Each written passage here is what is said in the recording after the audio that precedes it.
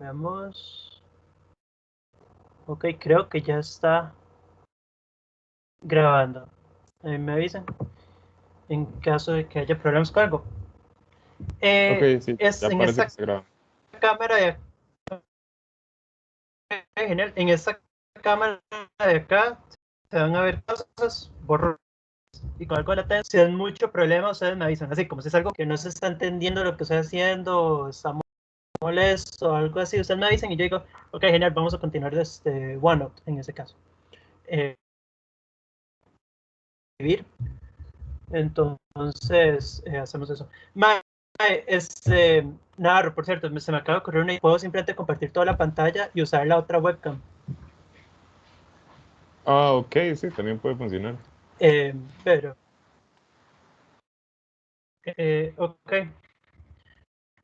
Entonces, para todos, sí, me esperan un toque mientras que hago un último experimento. Pero es que quiero que esa experiencia sea lo mejor posible y entonces para ello hacer un último experimento de cámara.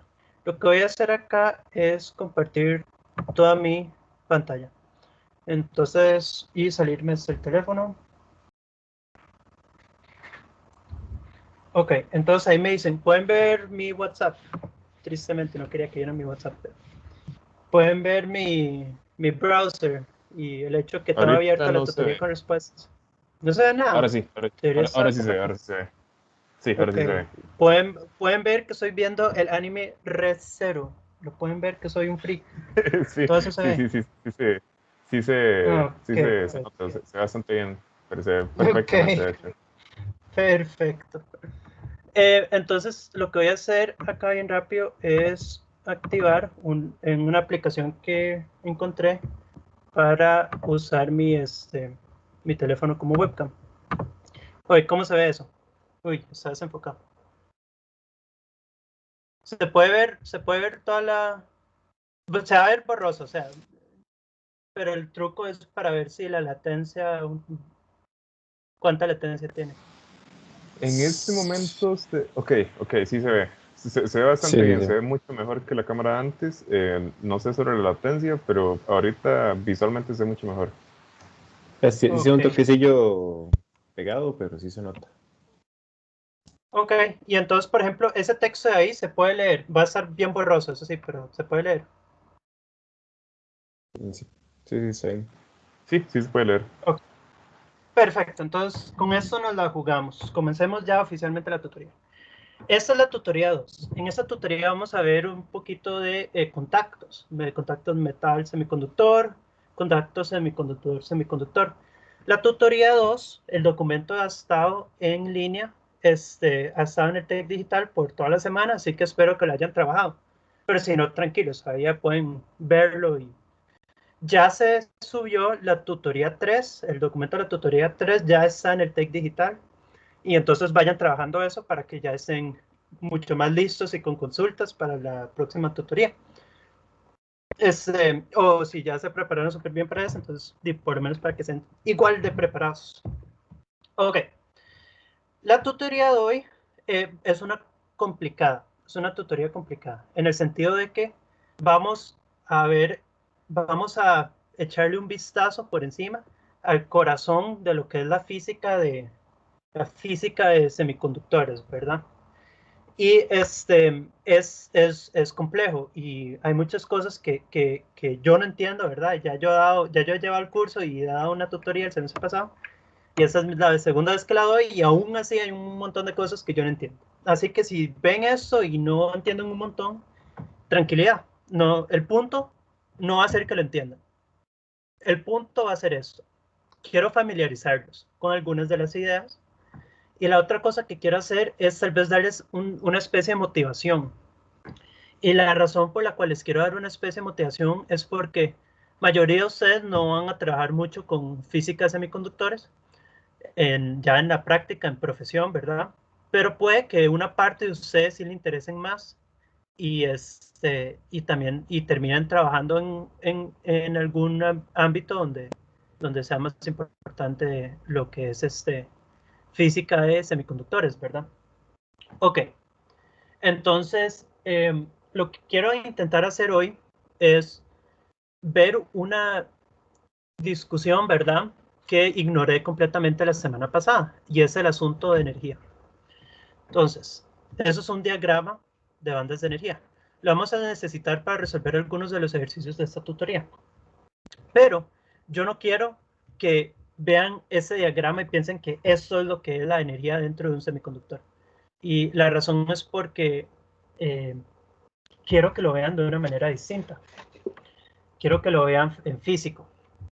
Y para hacerlo, vamos a regresar a lo que estábamos haciendo hace una semana, que era, estábamos usando esos juguetitos de acá para entender cómo funciona el silicio.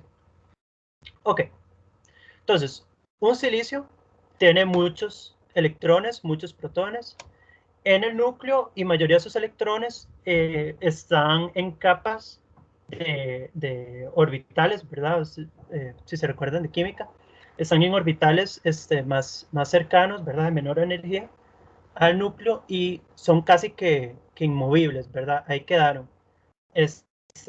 Difícilmente uno los hace sacados, ¿verdad?, por así decirlo. Pero el silicio tiene 4 electrones de valencia. Entonces, estas piezas verdes representan los electrones. Y esos 4 electrones de valencia están más sueltos, en el sentido de que si yo le agrego suficiente energía a alguno de esos electrones, fácilmente se puede desarmar, por así decirlo. Ya no estar atado al átomo, sino fluir por ahí. Ok. Otra cosa que les quiero mencionar. Por el asunto de la física cuántica, ¿verdad? Un átomo va a tener varios estados donde pueden haber electrones. Entonces, déjenme sacar acá unas piezas que quiero sacar. Y esos representan estados. Solo necesito 8. ¿Cuántos saqué? Ok, ahí están 8. Genial. Entonces, los voy a colocar de esta manera.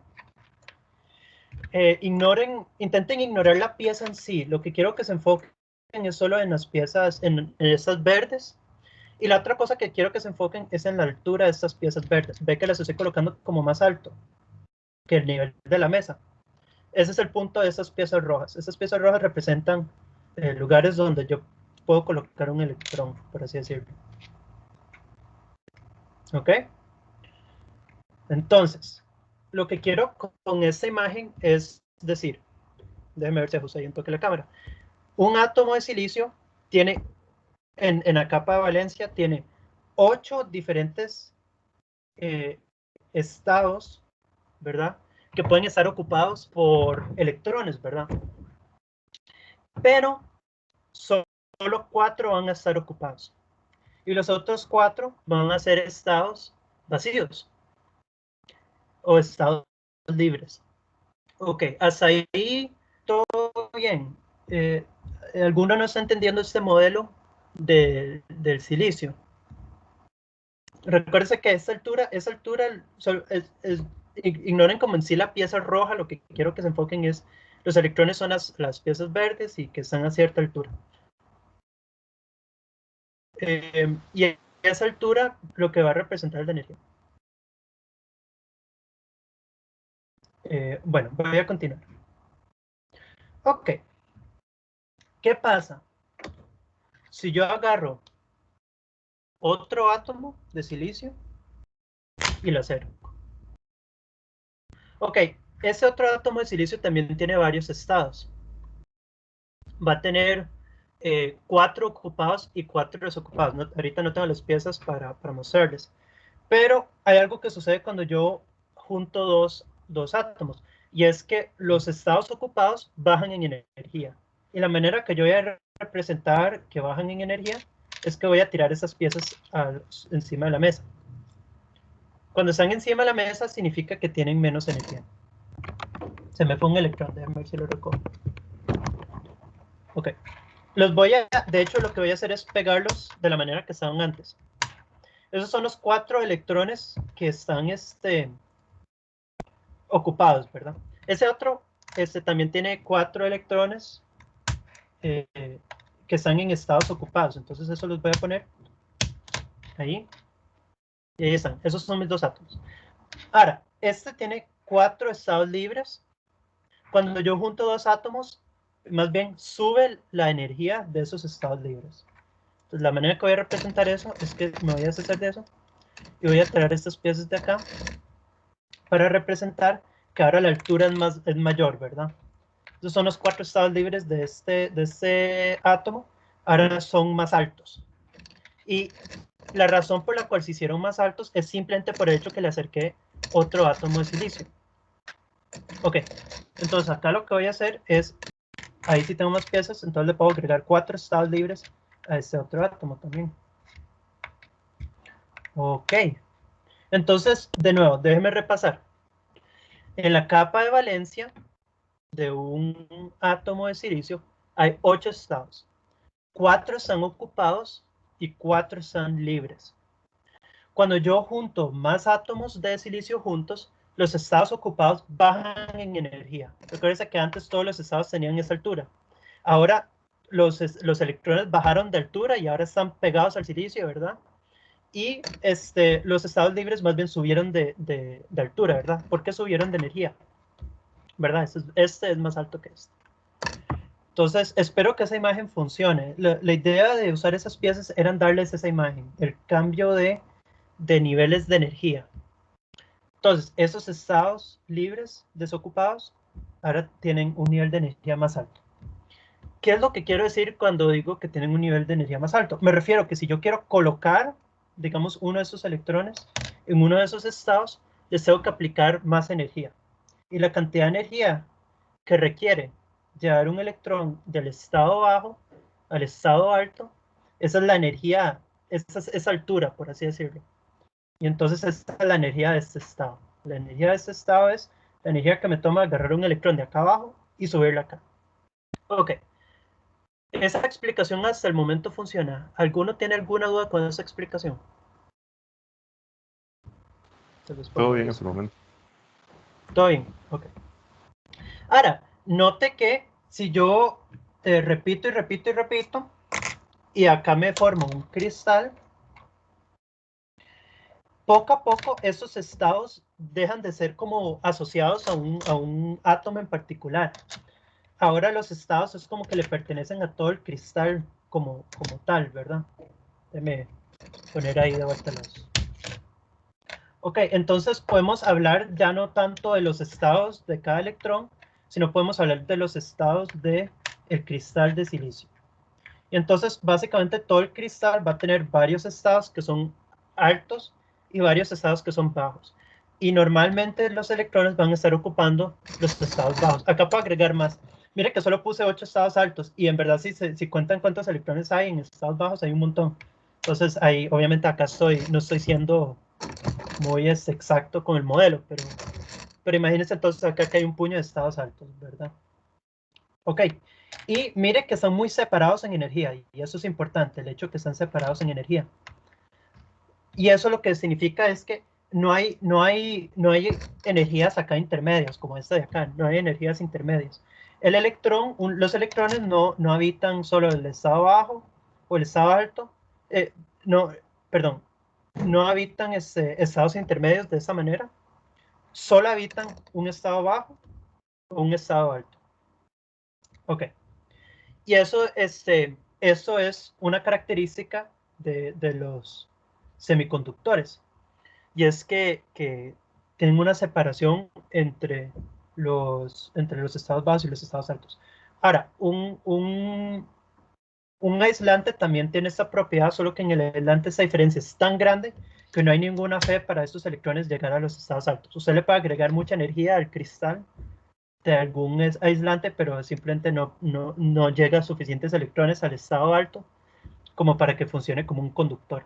Un semiconductor es básicamente un aislante porque tiene esa misma propiedad de que los estados altos y los estados bajos están separados, pero tiene la diferencia que con algunos cambios ahí, como dopado y otras cosas, usted sí puede llegar suficientes electrones a esos estados altos para poder convertirlo en un conductor.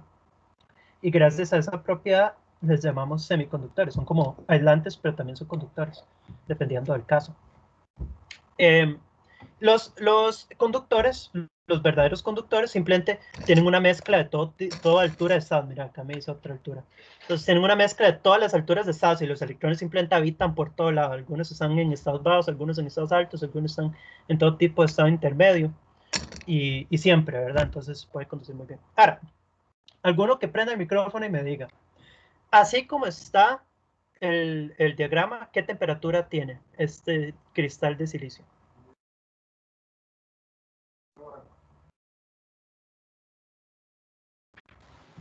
Yo diría 300 Kelvin porque eso es lo único que se calcula, Yo diría lo mismo. básicamente.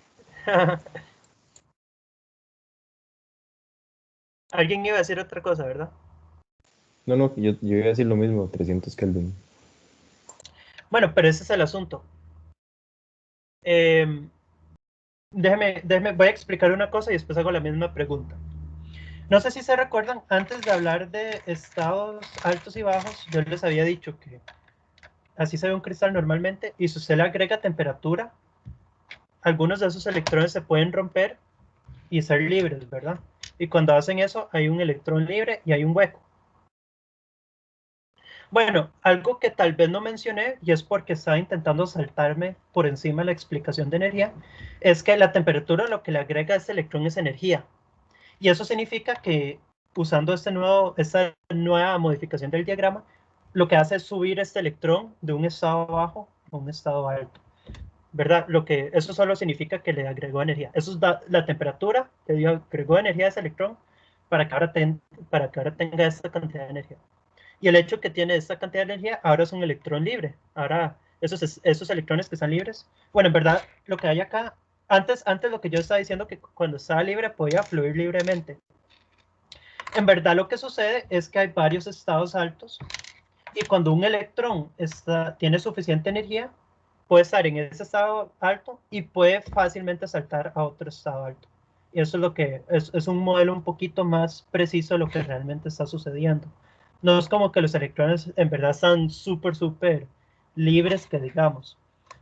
Hay un nombre especial para la energía que, que necesita un electrón para estar tan libre que pueda hacer lo que le dé la gana. Pero en verdad, cuando yo digo libre, lo que me refiero es que acá hay un puño de estados altos y este electrón habita esos estados altos. Tiene más energía que esos otros electrones y está acá arriba. Ahora, lo que yo estaba mencionando es que la temperatura es la que le da suficiente energía para saltar. Pero si todos están acá abajo, todos están en estados bajos y los estados altos no están ocupados, ¿qué temperatura tenemos? Ahí más bien serían 0 Kelvin entonces. Perfecto. Este cristal de silicio está en absoluto, cero absoluto. Y la razón es porque todos sus electrones están en estado bajo. O están en la capa de valencia. Otro nombre para ese estado bajo es capa de valencia. Y o banda de valencia. Y otro nombre para estos estados altos es banda de conducción. O capa de conducción, o como quieran. Entonces, los electrones que habitan en la capa de valencia, ¿verdad? Tienen baja energía. Y si usted les agrega suficiente energía, digamos que gracias a la temperatura, entonces algunos de esos electrones logran subir de energía y habitar espacios altos, ¿verdad? Estados altos. Y entonces estos de acá son electrones libres porque pueden saltar libremente de un estado alto a otro estado alto y de esa manera conducen electricidad, ¿verdad? Tienen carga y al moverse de un estado al otro están moviendo la carga, por lo tanto eso es electricidad. Eh, Acá tenemos varios, digamos, y entonces ese cristal, así como ahora lo tengo, sí tiene más temperatura. Digamos que esta ahora sí está a 300 Kelvin, ¿verdad? Porque tiene algunos huecos acá abajo que fueron dejados por electrones que saltaron el estado alto y tiene algunos electrones libres que ahora están en estados altos. Ok, entonces, mi intención era que esa explicación fuera muy similar a la de la semana pasada y que la única modificación fuera que ahora están esos estados altos y que los electrones libres en verdad lo que no es que sean libres, sino es que están habitando esos estados altos. Esa explicación sí quedó clara. Bastante. Ok. Ya con eso, en esencia, expliqué cómo funcionan las bandas de energía. Las bandas eh, de la banda de conducción y la banda de valencia. Como pueden ver, la banda de valencia está acá abajo. Mire que es donde habitan los huecos. Los huecos habitan en la banda de valencia. Y acá arriba es la banda de conducción. Es una energía más alta. Acá arriba es donde habitan los electrones libres. Eso es. Entonces, cuando nosotros dibujamos esos diagramas de acá, eso es lo que estamos intentando ilustrar. Lo estamos intentando ilustrar así como si esta fuera la dimensión que... ahí voy a intentar hacer algo. Es como si esta fuera la dimensión Z, por así decirlo, donde la altura representa la energía, ¿verdad? Entonces, todo lo que está sobre la mesa está en la banda de valencia, y todo lo que está encima de las piezas anaranjadas está en la banda de conducción, ¿verdad? Ok. Ahora voy a explicar lo que es el nivel de Fermi. ¿Listos? ¿Preparados para el nivel de Fermi? Vamos. Ok. Primero hay que preguntar, ¿cuál es la probabilidad de que un estado esté ocupado? Esa es la pregunta. Entonces, alguien que me diga, ¿cuántos estados, cuántos estados altos hay acá, ¿verdad? En piezas anaranjadas que yo puse, ¿cuántos estados altos hay?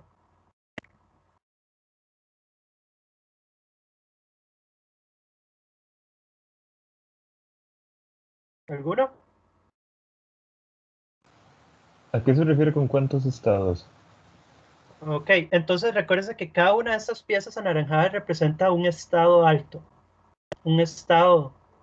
eh, eh, Más alto que la eso, valencia, pero no en específico. sí, veamos, eso tal vez no lo expliqué muy bien. Voy a dibujar en un papel blanco para intentar ilustrar esa idea. Si se recuerdan bien de química, voy a darle vuelta acá un poco a la cámara y usar esos marcadores. Nosotros hablábamos de que, no sé, algunos átomos tenían, en la energía 1 tenían 1s, tenían 1p, tenían 2s, 2p. ¿Se recuerdan estos diagramas en química? Y que Sí. para un dado átomo uno iba llenando esos estados. Entonces ahí había una vara llamada el principio de exclusión de Pauli, ¿verdad? Y entonces uno llenaba eso con un electrón spin arriba, otro electrón spin abajo, spin arriba, spin abajo, spin arriba, spin abajo, spin arriba, spin abajo.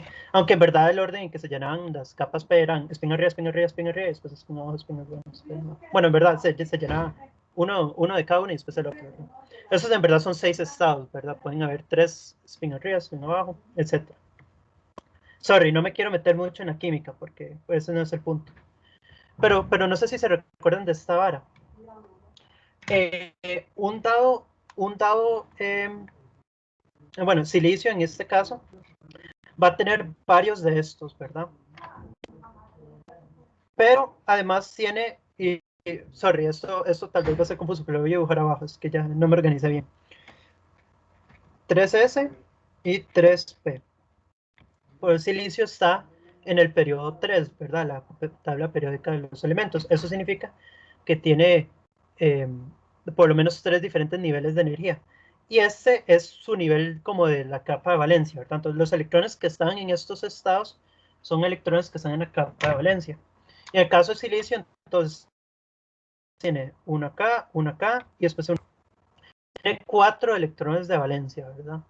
Y entonces acá faltan estados. Hay estados que todavía están desocupados.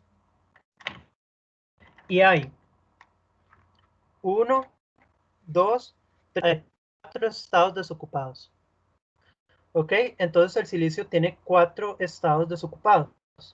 Esos estados en un átomo de silicio normal tienen básicamente la misma cantidad de energía que los estados que están ocupados, ¿verdad? Por ocupados me refiero a que tienen un electrón. Y el hecho de que tengan la misma significa que la energía que requiere meter un electrón es la misma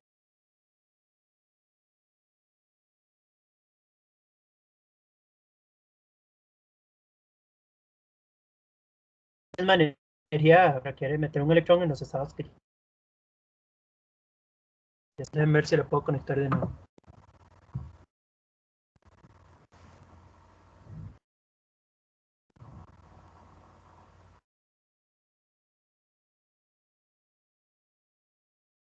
No estoy seguro.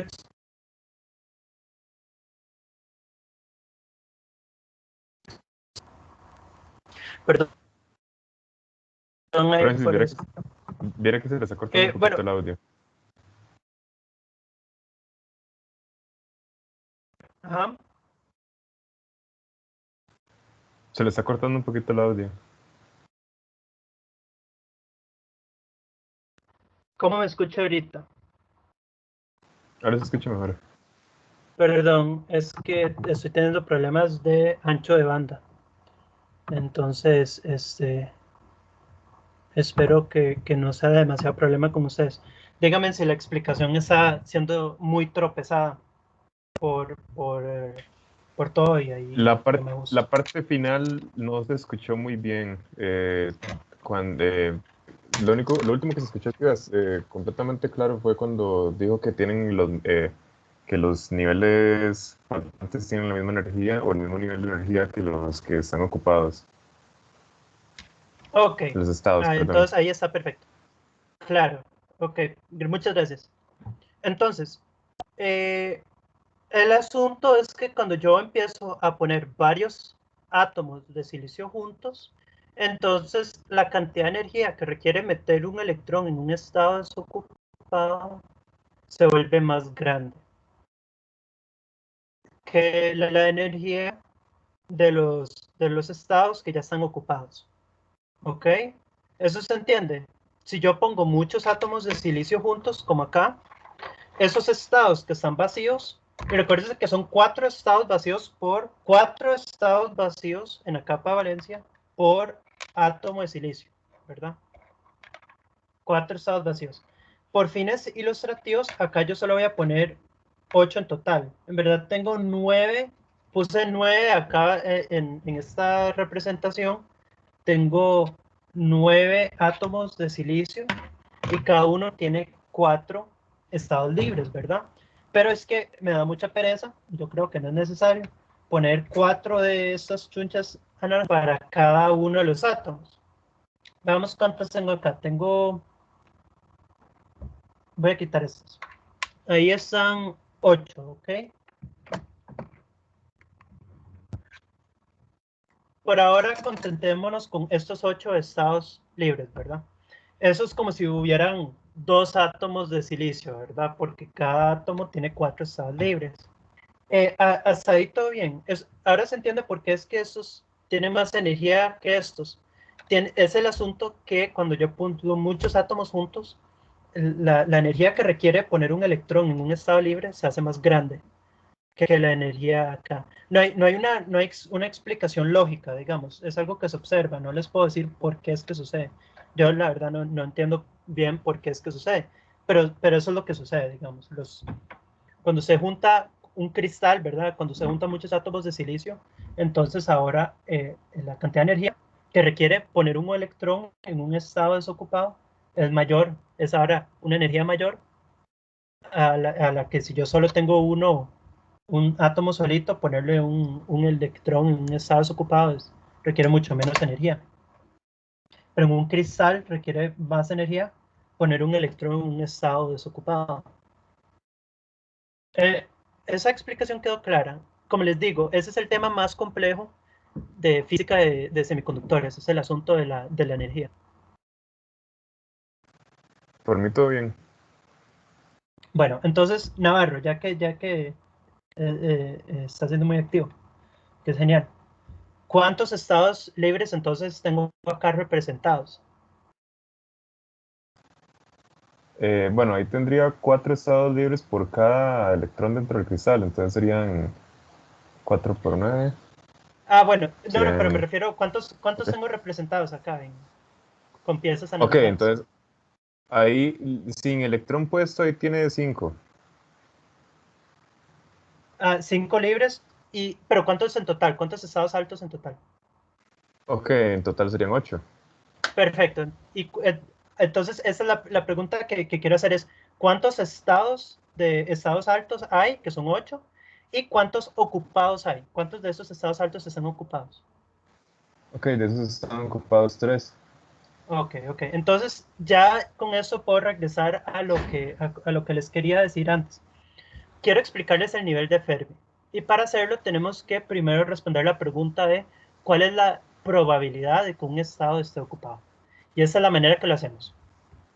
Si nos fijamos en todos los niveles de energía altos, ¿verdad? Y por altos me refiero a esas piezas anaranjadas, tenemos 8 estados en total y 3 estados están ocupados. Entonces voy a venir acá a mi calculadora y voy a hacer el cálculo. ¿Cuánto es 3 entre 8? Pues no sé si ahí se ve, no sé qué tan claro se ve, 3 entre 8. Y eso me da 0,375. Ahora, ese cálculo que yo acabo de hacer es meramente ilustrativo. Ustedes no lo van a hacer en ningún momento del curso. Lo que quiero decir con eso es que más o menos hay una probabilidad de 38% de que alguno de esos estados altos estén ocupados, ¿verdad? Ahí se colapsó un estado. Eso es como una, no sé, como una bomba nuclear. Uy, fue pucha. ¿Ok? Entonces, con eso se entiende cómo podría, como de manera ilustrativa, calcular la probabilidad de si un estado está ocupado. Entonces, si el estado es alto, ¿verdad? Si tengo un estado alto, hay 8 estados en total y 3 están ocupados, por lo tanto la probabilidad de que mi estado alto esté ocupado es 3 entre 8. Es una probabilidad baja. La probabilidad de que alguno de esos estados esté ocupado es de 38%. ¿Eso se entiende? Sí, sí, se entiende. Ok.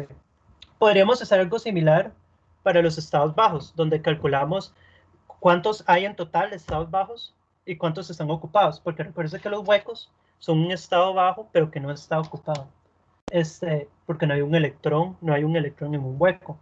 Entonces, por ejemplo, acá sí podríamos hacer el cálculo de que tenemos 1, 2, 3, 4, 5, 6, 7, 8, 9, 9 por 4. Entonces tenemos un total de 36 estados bajos. De esos 33, 3 están desocupados. Es decir que 33, hay 33 electrones acá ahorita. En esos 36 estados bajos totales, hay 33 que están ocupados. Y entonces, si calculamos esa probabilidad, es de, no sé si ahí la pueden ver, es de 92, básicamente, 92%. Eso lo que quiere decir es que hay muy alta probabilidad de que un estado bajo esté, en este ejemplo, esté ocupado. ¿Eso se entiende? De nuevo, eso es por fines ilustrativos. Esos cálculos no se van a hacer en ningún punto del curso. Solo me pareció este, me pareció que esa explicación podría ayudar un poco a entender mejor el asunto del nivel de Fermi. Entonces, ¿se entiende el asunto de probabilidad? Alguien puso en los comentarios que me estoy pegando ahí. Perdón, es un problema ancho de banda. Sí, sí, sí, se entiende. Ok. Entonces, acá es donde viene el truco algo más complejo, que es el nivel de Fermi. Bueno, imaginémonos que tenemos una función. Y la función, básicamente, si yo le digo a esa función el nivel de energía que tiene de los estados que me interesa, ¿verdad? Yo le doy un nivel de energía y me va a decir la probabilidad. Me va a decir la probabilidad de que esté ocupado, sí o no. Entonces, imaginemos que el nivel de la mesa es 0. Imaginemos que el nivel acá alto de estas piezas anaranjadas es 1. Entonces, la idea es una función que si yo le pongo 0, me dice la probabilidad de que esos estados bajos estén ocupados. Si lo acabamos de calcular, era 98, creo, 98%. Entonces, tenemos una función y cuando le metemos, quiero para la energía cero, ¿verdad? Que es el que representa esos estados bajos, quiero saber cuál es la probabilidad de que estén ocupados alguno de esos estados. Esa probabilidad es de 97, 98, ¿verdad? Y después, si se recuerdan el valor para estos, no recuerdo, era como 30 y algo, ¿verdad? Era 30. 38. 38. Entonces, digamos que cuando le metemos este nivel de energía, ¿verdad? Digamos que es 1. Si yo le meto esa función 1, para que represente ese nivel de energía, me va a decir la probabilidad de que estén ocupados esos estados altos, ¿verdad? Entonces me va a dar ese 38, ¿verdad? Imaginemos que tenemos esa función. En la vida real, esa función es compleja, ¿verdad? Y esta función se llama la función o la densidad de probabilidad de Fermi, porque Fermi fue el físico genio que logró describir esa función. Y entonces lo que usted hace es que le mete un nivel de energía, que acá representaría una altura, ¿verdad? Y lo que le dice esa función es la probabilidad de que los estados a ese nivel de energía estén ocupados. Ok.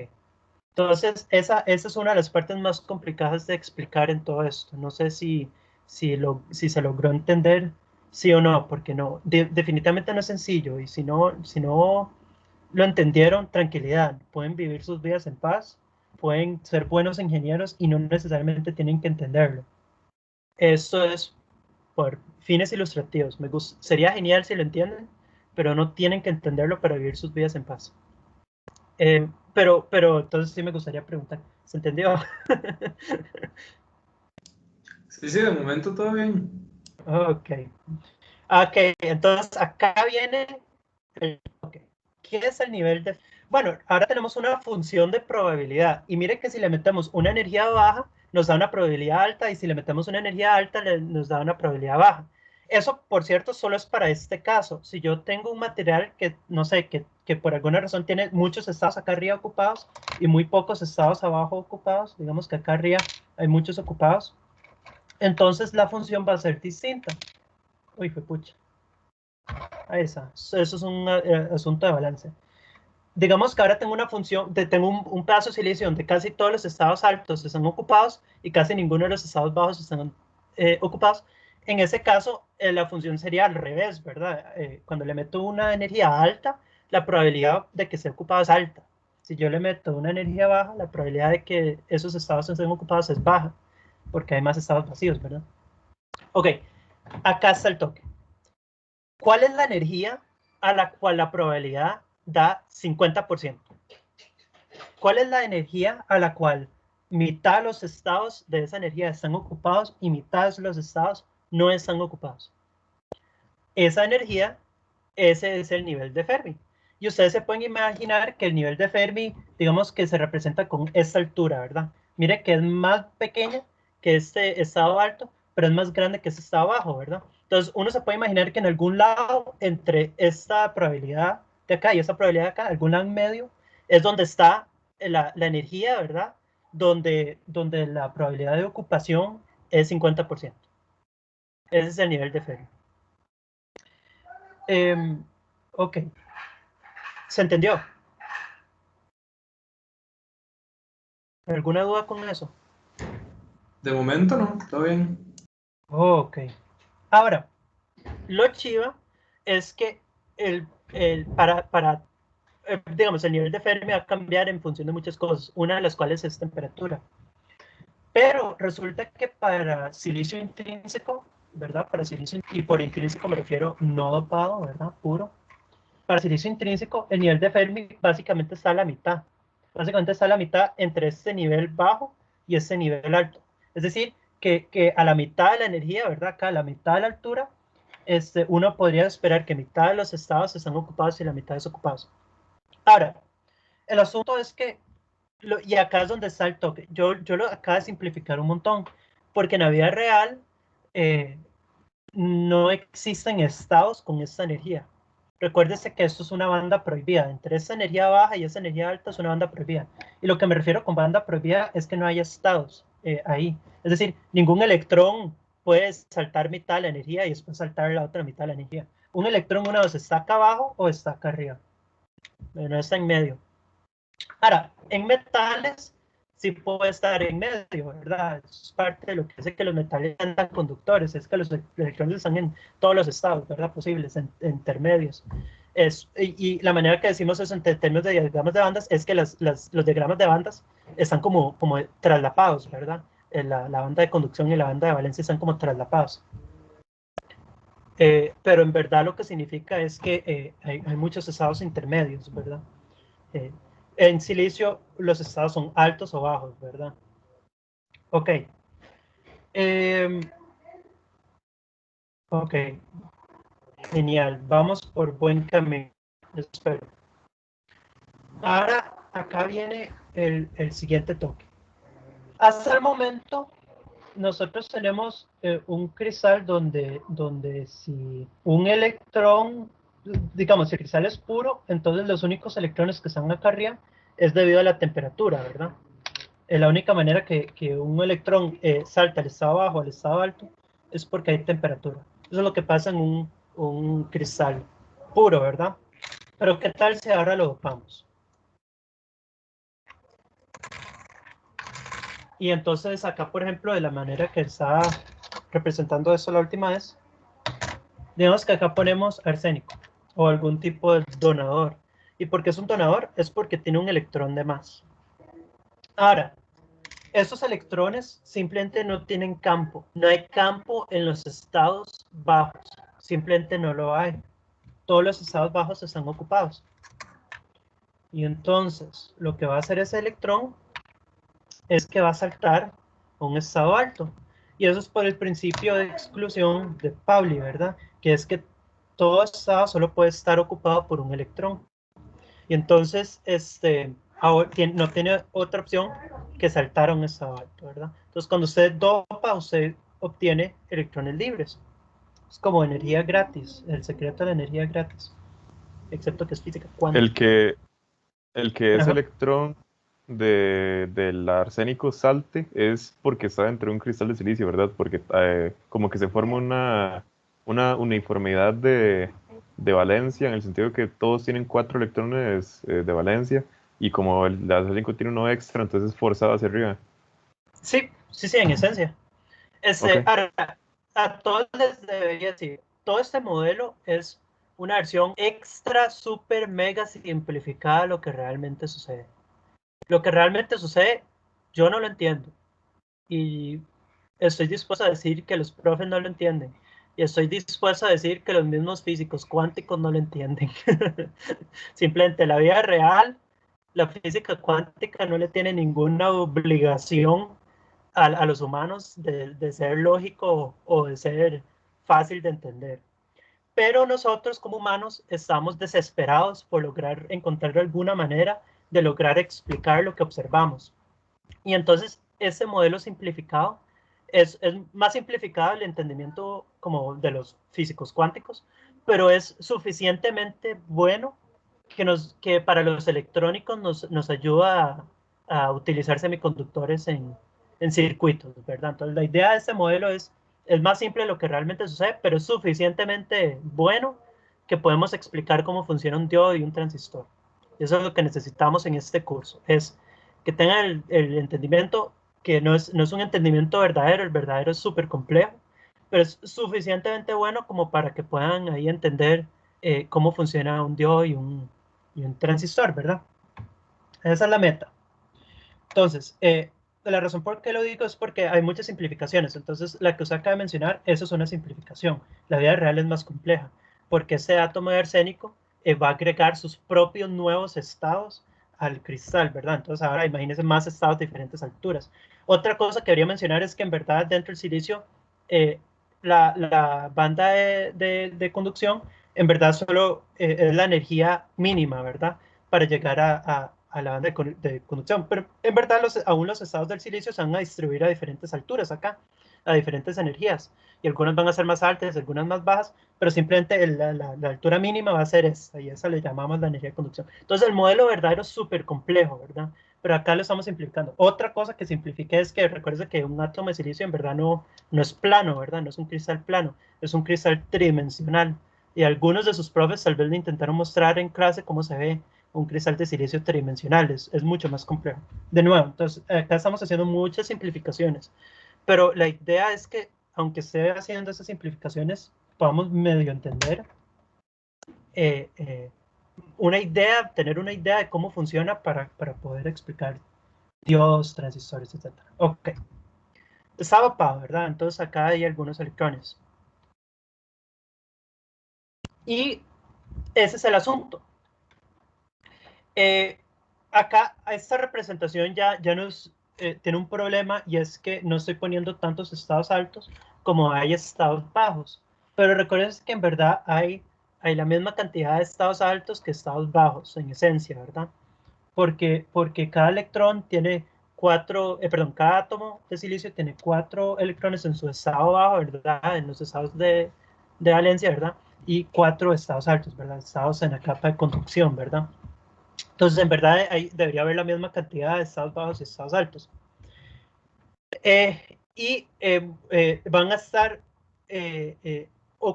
ocupados, digamos, ¿cómo le digo? Van a, pues, el nivel de Fermi va a estar como por la mitad, de tal manera que la probabilidad de que digamos, la energía a la que la probabilidad es 50% de tener un estado ocupado va a ser a la mitad. Ok, no veo manera de no confundirse. O sea, si yo me estuviera escuchando ahorita mismo, yo estaría muy confundido. Así que, si ahí lo están entendiendo, súper bien. Si no, tranquilidad, digamos. No es la meta del curso. La meta del curso es que se lleguen ahí una idea, que estén más o menos familiarizados con los conceptos y y ojalá tengan interés, porque energía es la parte más dura. Como les digo, esta va a ser la tutoría más dura de todas, pero todos los demás van a ser más sencillos. Ojalá. Ok, entonces, cuando yo tengo un átomo ocupado, digamos que con un donador, ahora hay más electrones en los estados libres. Ahora hay más electrones en los estados libres. Digamos que ahí hay 3 o más, no sé. Ahí voy a poner más. Ok.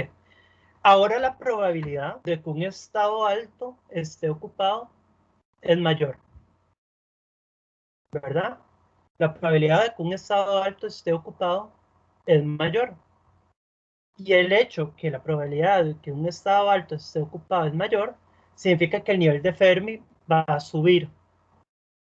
Porque ahora la energía donde la probabilidad de que el estado esté, de que los estados estén 50-50, ¿verdad? De la probabilidad sea 50, ¿verdad? Ahora está más cerca a esta capa, ¿verdad? Esta capa, ahora es más probable de que estén llenos. Y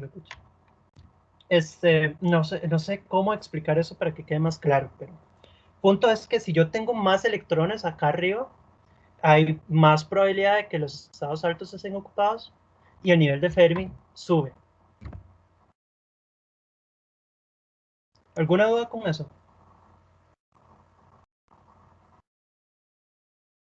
Tiene que haberlo. No hay manera que no haya. Pero en ti. Está bien. Similarmente, si en vez de poner electrones libres, yo lo que estoy haciendo es poniendo acá un átomo de boro, por ejemplo que trae un hueco, ¿verdad? Ahora hay menos electrones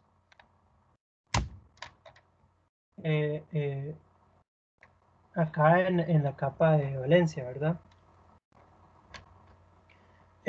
Hay algo que me tiene confundido, y yo acá supuestamente explicando esto, pero yo mismo, esos temas son complicados, y el asunto es que eso, cuando se dopa con aceptores, eso baja el nivel de Fermi. Y tiene que haber una buena razón por qué. Pero yo creo que tiene que ver no estoy seguro, la verdad. Eso es un problema. Bueno, entonces eso es lo que vamos a hacer. Lo que yo quería ilustrar con este modelo simplemente era lo que significa esto de acá. Entonces ahora vamos a dejar ese modelo atrás y ir a lo que... sí, ¿qué pasó? Es que Oscar tiene una pregunta. Dale. Ya era para no interrumpirlo. Dale. Tengo una pregunta. Ok, sí me queda bastante claro eso, digamos, de la energía de Fermi, el nivel de Fermi y todo, que es como Okay. a la cual van a estar la mitad de estados ocupados y la mitad desocupados. Lo que no me queda Sí. claro es por qué a la hora de dopar, por ejemplo, con un donador, está bien, entiendo que los electrones tienen que subir y todo a los niveles, digamos, a la capa de conducción, pero lo que no me queda claro es por qué hace que la energía de Fermi suba. Si dijimos que era como para alcanzar un estado donde estuvieran igual, o sea, eso no me queda muy claro. Francis, de hecho yo tengo una forma de pensar que si no está correcta me corrige, pero al menos Dale. yo, Oscar, al menos yo lo veo, digamos, comparo la energía de Fermi con un, por ejemplo, un promedio estadístico. Si usted introduce un valor muy alto a una lista de valores que usted tenía, el promedio sube y la energía de Fermi hace lo mismo. Si usted introduce un estado alto, ese promedio, entre comillas, va a subir porque ahora hay más estados arriba que los que habían antes, por lo que donde se encuentra la mitad y mitad está más arriba por consiguiente. Y igual con un aceptor, como hay menos altos y más bien hay uno más abajo, entonces ese promedio entre comillas baja, al menos así es como lo estoy viendo yo. Sí, no, tiene razón. Esa manera de entenderlo es genial. Yo pienso que vamos a tener que usarla por ahora. El asunto es que en realidad es más complejo, pero ¿ves? Es suficiente complejo que yo no tengo una buena manera de explicarlo. La explicación de Daniel es bastante buena. Yo pienso que deberían utilizarla. Para eso yo lo puedo explicar acá. Entonces, imagínense como este era la altura, ¿verdad? Esta es la altura en el silicio que yo les estaba mostrando, en el modelo de antes. Entonces, hay electrones acá abajo y hay electrones acá arriba. Entonces, los electrones de acá abajo, y recuerden que también hay huecos acá abajo, ¿verdad? Y acá arriba hay electrones, ese es el nivel de la onda de conducción. Entonces, por ahora, la idea de los promedios es excelente. Entonces, digamos que yo voy a sacar un promedio de electrones acá, o digamos, huecos a electrones, lo podemos hacer de esa manera. Huecos a electrones. Entonces, hacemos un promedio de huecos a electrones. Y si hay más electrones acá, por ejemplo, en un cristal de tipo N, entonces eso sube el promedio para arriba, ¿verdad? El promedio se va hacia donde hay más. Entonces, por eso sube el nivel de Fermi, por así decirlo. Y si acá abajo hay más huecos, ¿verdad? Como en un material tipo P, ¿verdad? Entonces eso baja el promedio hacia abajo, ¿verdad? Entonces baja el nivel de Fermi. En realidad tiene que ver con la función de probabilidad de Fermi, pero el asunto es que yo no lo entiendo lo suficiente bien para explicarlo. Así que vamos a tener que dejarlo ahí. Ok. Acá está en esencia lo que yo estaba haciendo acá, ¿verdad? Y yo estaba intentando ilustrarlo con alturas. Acá lo tienen, pero esta es como altura, ¿verdad? Entonces, esos son los estados altos, esos son los estados bajos. Acá están los electrones de valencia y los huecos, y acá están los electrones libres. ¿Qué es este nivel de acá, más arriba? Nivel de energía del vacío. Eso representa, yo les estaba diciendo que los electrones, en verdad, aunque están en la capa de conducción, no son realmente libres, porque aún así tienen que estar en estados libres del silicio, ¿verdad? Pero todavía es como que están atados al cristal en ese sentido. El nivel de energía del vacío representa la cantidad de energía que requiere llevar un electrón para que realmente sea libre, para que realmente no esté atado al cristal, para que pueda por su propia voluntad salir o entrar al cristal y que realmente no esté atado al cristal. Y es usualmente mucho más grande que el nivel de energía de la banda de conducción. Ok, acá está el nivel de Fermi intrínseco. Recuérdese que es como el 50-50%, ¿verdad? Si lo pensamos en términos de probabilidad, de promedios, ¿verdad? Es como el 50-50 entre esos dos. Y es intrínseco porque es para cristales intrínsecos, ¿verdad? Cristales que no están dopados. Y cuando ya está dopado, cambia el asunto. Ahora, esos son como los niveles importantes. Es el nivel de Fermi, si es intrínseco, está acá en medio. Y si está dopado tipo N, sube. Y si está dopado tipo P, baja. Ahora, la otra cosa que me interesa es que se aprendan estas diferentes relaciones.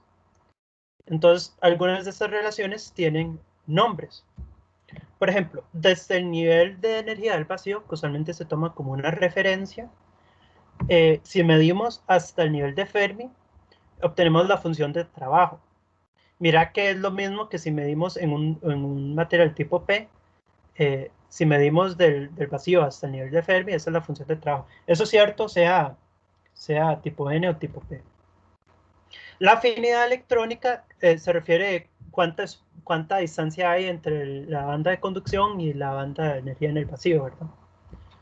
Y para saber, en función del dopado, cuánto se movió el nivel de Fermi, podemos usar esta ecuación de acá. Esta ecuación de acá viene de la física cuántica, ¿verdad? No vamos a meternos mucho en la derivación, pero hay una derivación muy, muy linda, por cierto, en el libro de Perriet, ¿verdad? Pierret, perdón. A mí me encanta ese libro. Siento que las explicaciones son muy claras. Entonces hay una explicación de dónde vienen estas ecuaciones. Si a ustedes les interesan, ahí los pueden investigar. Pero en esencia, acá, por ejemplo, si es un dopado tipo N, tiene donadores. Entonces, usted lo mete dentro de eso y va a obtener cuánto se movió el nivel de fe. Y acá si tiene dopado con aceptores, lo mete en esa fórmula y le va a decir cuánto se movió el nivel de Fermi. Ahora, esta distancia en sí no tiene como un nombre de la misma manera que estos. Así que la manera que usualmente lo llamamos solo es EI menos EF en este caso, ¿verdad? Porque es EI menos EF, ¿verdad? Y en este caso sería EF menos EI. Y le cambiamos el orden porque ahora EF está arriba, ¿verdad? Entonces ahora es EF menos EI, ¿verdad? Es en el caso N y acá en el caso P, ¿verdad? Pero no tenemos nombres como más bonitos ahí. Ok, eso es para lo conceptual. Hagamos esto. Ya son las 6. Les voy a dar un descanso. Lo que hicimos ahora fue cansado, diría yo, por lo menos para mí.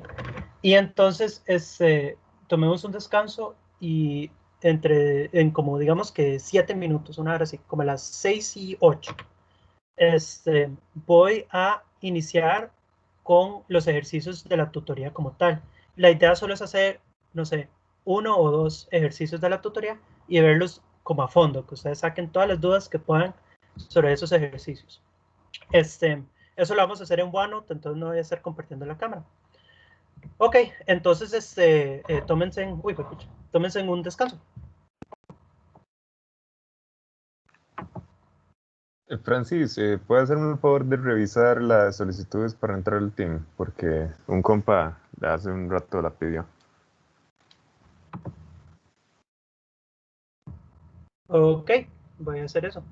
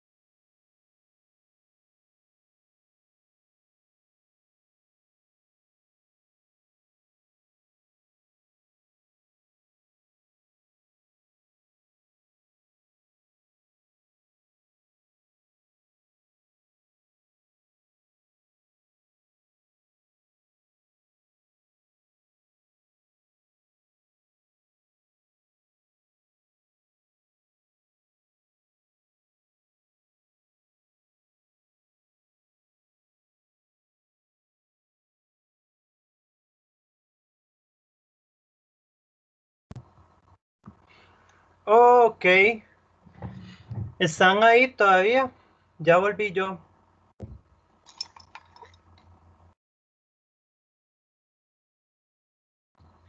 Nada, nadie está. Bueno, Yo está estoy bien, por me voy. acá. Sí, yo estoy aquí. ¡Oh! ¡Hay gente! ¡Qué bueno! Voy a prender la cámara. Yo creo que sí puedo compartir OneNote y la cámara sin que haya mucho problema. Entonces, ahí para que vean mi cara. Y a veces hago expresiones raras, entonces se pueden reír de mí si quieren. Voy. ¡Hey! Ahí estoy. Por allá. Ok. Eso. Ok. Entonces acá está la tutoría 2. Y tenemos, son solo 4 ejercicios, pero recuerden, si ustedes vienen a mi tutoría esperando encontrarse una solución de la tutoría, llegaron al lugar equivocado.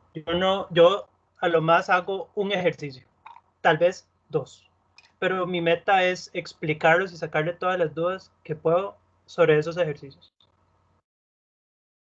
Entonces, habiendo dicho eso, sí quiero hacer, hay algo que quiero hacer en este primer ejercicio y es un asunto de unidades. En verdad no es tanto el método es sencillo, solo es aplicar unas ecuaciones. Son unas ecuaciones, solo hay que aplicarlas, fin de la situación. El asunto es que he visto una y otra vez algunos problemas en unidades y en aplicación de las unidades. Entonces mi meta va a ser no tanto enfocarme en las ecuaciones, sino en el asunto de las unidades. Ok, entonces vamos con cuáles son las ecuaciones. Tengo un diodo de silicio que tiene una región P y una región N. Entonces, los diodos de silicio, la manera que usted los hace es que agarra. Oh, acá hay un poquito de delay, entonces esperamos hasta que ese delay se vaya. Eso es normal al inicio. Vamos.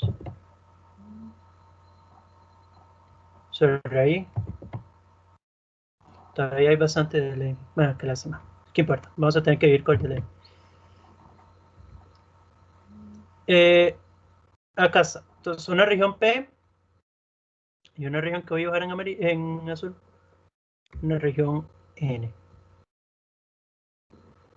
Ok, entonces nuestra región P va a tener un dopado de aceptores 10 a la 17, eso están centímetros a la menos 3. Recuerden que centímetros a la menos 3 se refiere a cantidades de átomos de aceptores, ¿verdad? Cantidad de aceptores por centímetro cúbico, ¿verdad? Es una concentración, entonces está midiendo cantidad de algo por volumen, ¿verdad? Cualquier concentración mide cantidad de algo por volumen, ¿verdad? Entonces, yo soy una persona que le gusta escribir las unidades en una sola línea y por esa razón uso exponentes negativos. Espero que eso no los moleste tanto. Aún así, si los molesta, acostúmbrense. Porque de ahí, yo no soy el único, ¿verdad? Entonces, si no soy yo, en algún lado lo van a ver. Ok, en el lado N tenemos un dopado de donadores de 10 a la 14. Y eso también son centímetros a la menos 3, ¿verdad? Que recuerden, en verdad es una concentración. Entonces, estamos hablando de cantidades de algo por centímetro cúbico. Cantidades de algo por volumen. Pero lo voy a escribir con exponentes negativos porque me gusta. Ok, y la pregunta es, determina el potencial de contacto del diodo. Ok, esto es algo que me gustaría explicarlo tan visual como puedo, pero creo que la idea del modelo va a ser un poquito complejo. Entonces lo que voy a hacer es, a la medida de lo posible, explicarlo acá con un diagrama, pero una versión un poquito más grande. Entonces, vamos a ignorar un montón de los asuntos complejos, ¿verdad? Que tiene el silicio, ¿verdad? Recuerden que eso es como un cristal ahí, todo complejo. Pero por ahora solo vamos a pensar en nuestro pedazo P como una sopa de huecos, una sopa con un puño de huecos. Y vamos a pensar en nuestra región N como una sopa de electrones, solo una sopa ahí de electrones. Y los pensamos como sopas en parte porque quiero que tengan esa imagen como de que estos se mueven libremente y pueden intercambiar o moverse por todo lado, ¿verdad?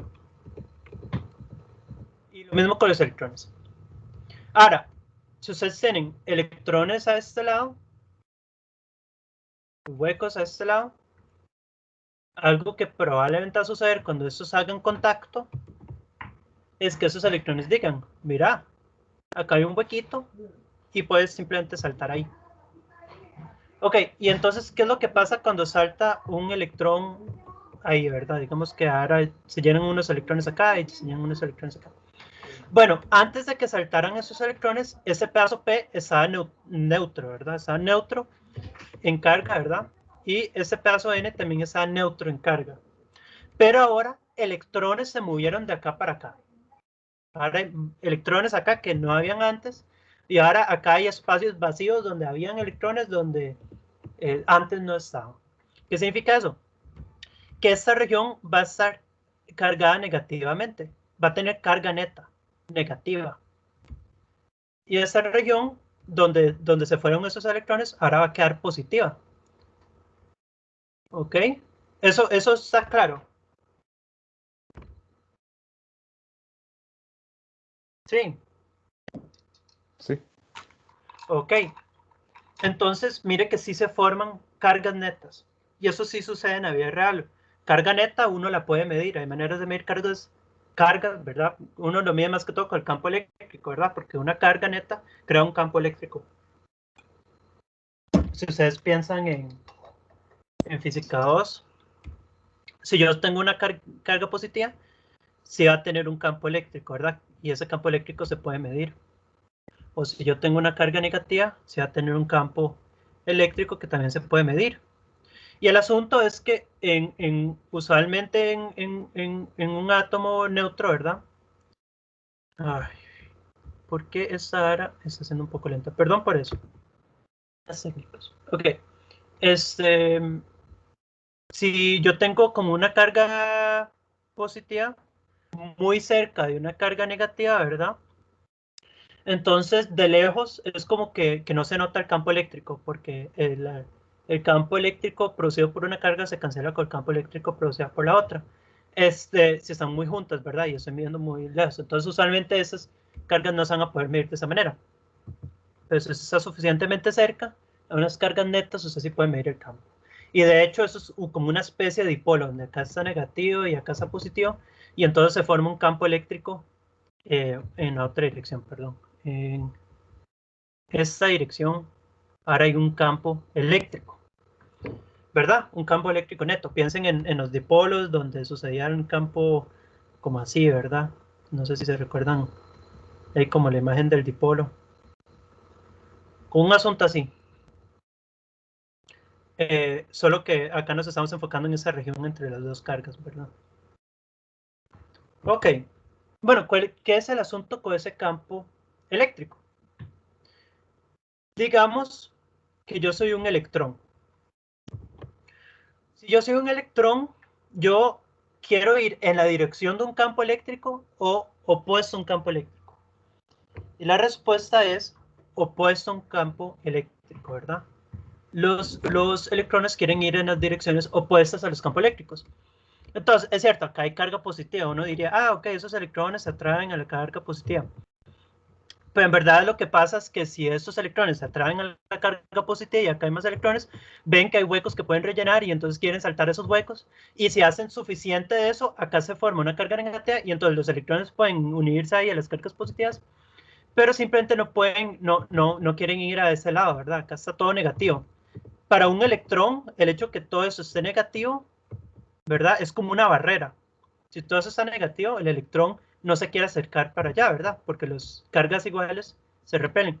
Entonces ese electrón se va a ir en otra dirección, no va a cruzar esa barrera. Y entonces este diodo no va a permitir conducir electricidad de acá a acá. Bueno, electrones de ahí a ahí, que es más bien electricidad de acá a acá. Pero ¿qué puedo hacer para...? Bueno, no voy a... Ahí después hablamos de qué puede hacer uno para empezar a conducir. Por ahora, lo que queremos hacer es que acá hay un asunto también de distancia. Esa región donde ya no se conduce electricidad, ¿verdad? Y no se conduce por estas cargas netas. Uno pensaría que en una carga neta sí se conduce electricidad, pero espero que se entienda el asunto de por qué esto es una barrera, ¿verdad? Los electrones no quieren cruzar la barrera. No, porque estarían yendo en contra del campo eléctrico, ¿verdad?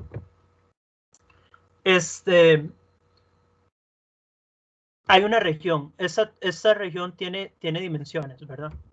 En el lado N tiene un XN, así le llamamos a esa región. Déjeme borrar eso acá. Y en el lado P también tiene una región, XP. Se le llama la zona de vaciamiento, ¿verdad? Y la región total la llamamos W.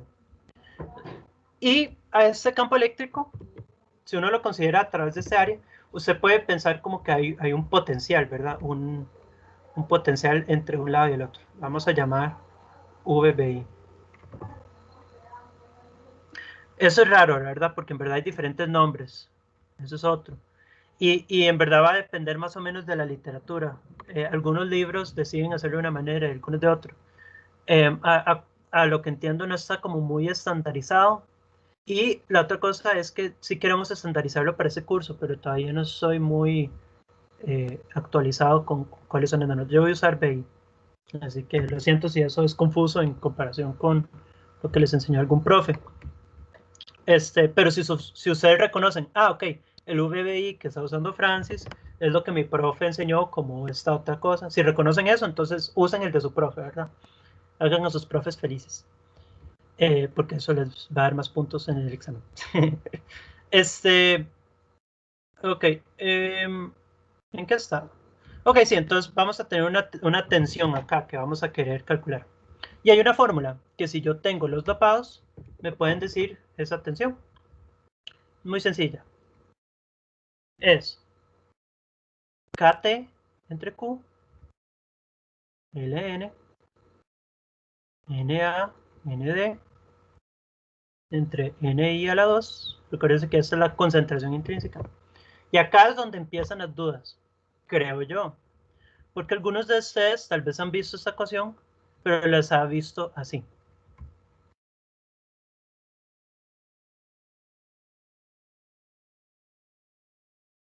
Sin un Q.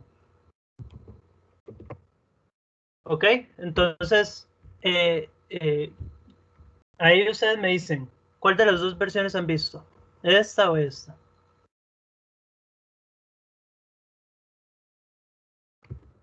Yo he No visto sé la de si me... abajo, más bien. La de abajo. Ambas. Ambas. Ok, ese es el asunto. El asunto, al fin y al cabo, es unidades.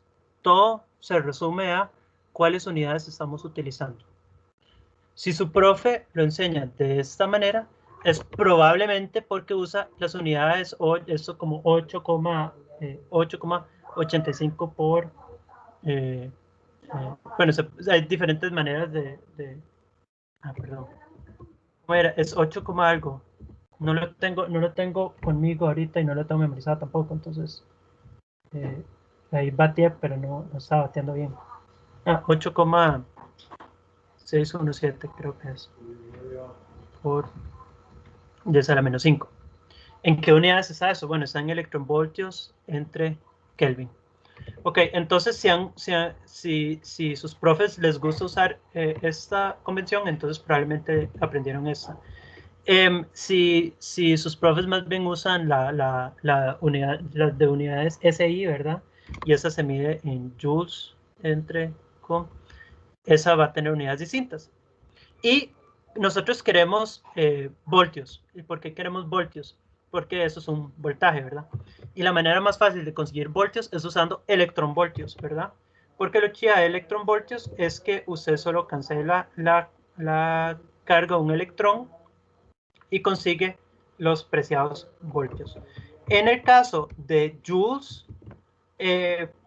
pues lo que yo haría es hacer una conversión de joules y electronvoltios y después va a dividir eso entre esa carga, ¿verdad? El electrón. El asunto es cómo hace uno esta conversión. Y la respuesta es divide por la carga de un electrón. Entonces, ¿cómo funciona eso?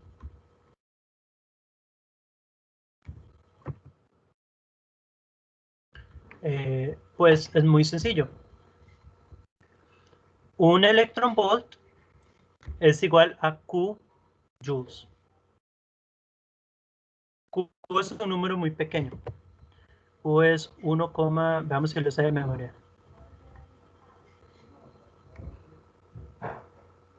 Ok. Acá cuando digo Q, ignoren las, ¿cómo le digo? No le estoy asociando alguna unidad en particular, porque eso lo puede pensar como en coulombs. O lo puede pensar como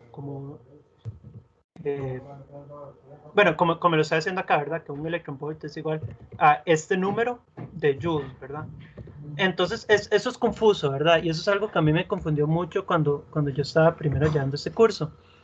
Y es por eso que quería como dedicarle un rato ahorita a verlo. Lo que estamos intentando hacer acá es solo cancelar unidades, que todo quede en voltios. Esa es la meta.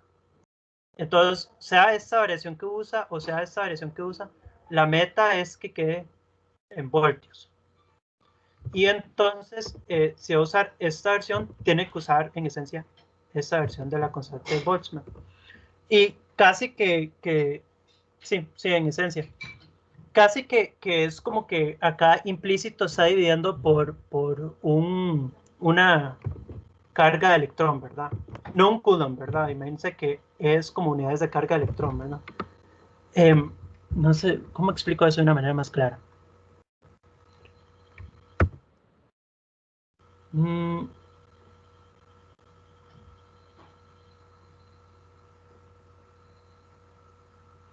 Sí, voy a continuar con esa explicación que está usando acá abajo, porque yo creo que con esa puedo intentar dejarlo tan claro como lo puedo lograr, ¿verdad?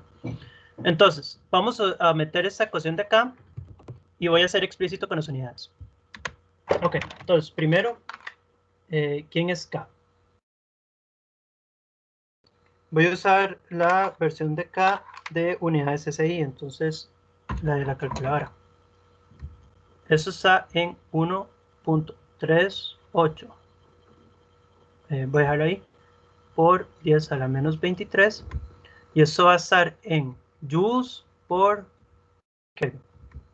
La temperatura la voy a poner en 300 Kelvin. Eso se encarga de las unidades ahí de temperatura, ¿verdad? Se cancelan. Pero ahora, ¿cómo hacemos con las unidades de energía?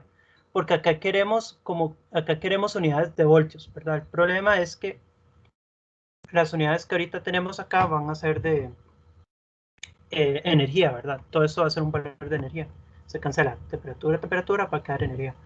Necesitamos que como cancelar la energía y que quede voltios. Voy a dividir entonces por 1.602 por 10 a la menos 19 y eso la carga un electrón. Uno diría, ok, entonces eso es en coulombs, ¿verdad? Bueno, sí, excepto que el mismo número puede representar diferentes cosas. Por ejemplo, ese número también representa la conversión entre joules y electronvoltios. Uno de esos esto es igual a un joule entre electronvolt. Y en esencia, acá lo que vamos a obtener es unidades de electronvolts, ¿verdad? Eso va a ser 0,026 electronvolts.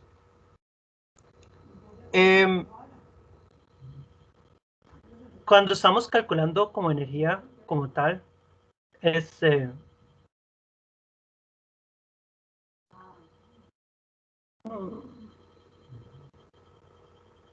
parte mía está pensando como que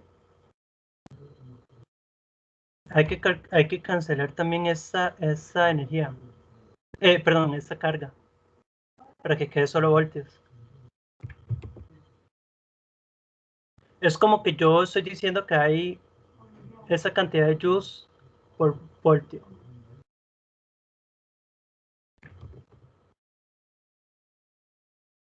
Acá hay que regresarse a la definición original de lo que era un voltio, ¿verdad?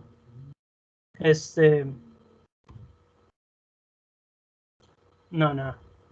mucho asunto, ¿verdad?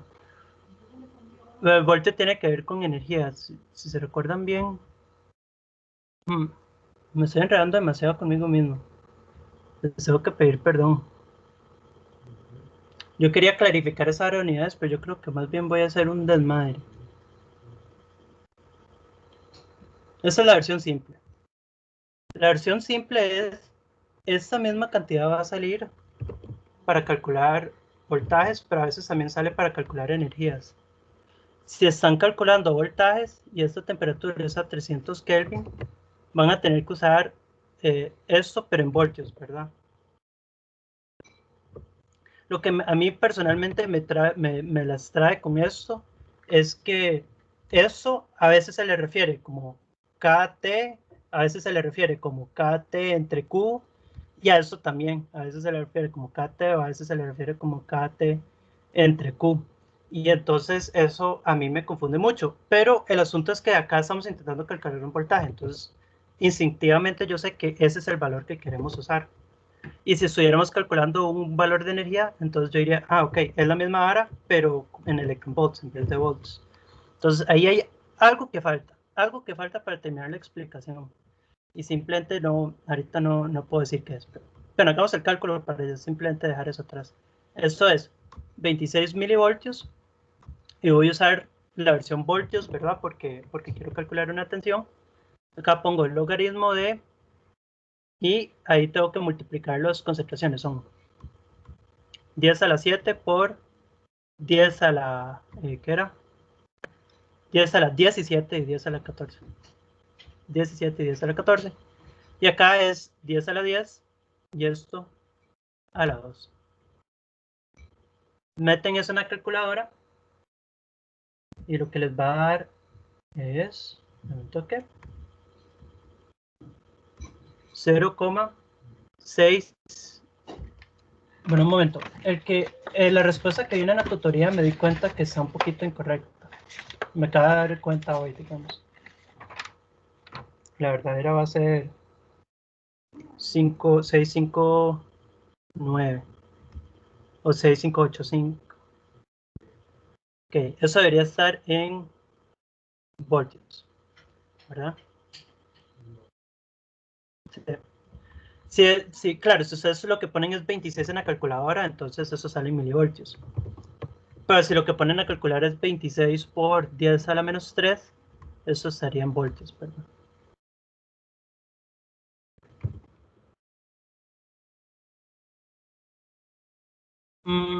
Para intentar ser un poco menos confuso sobre eso, lo que voy a poner es que, digamos que usted lo meta así con esos valores, 26 por logaritmo, etc.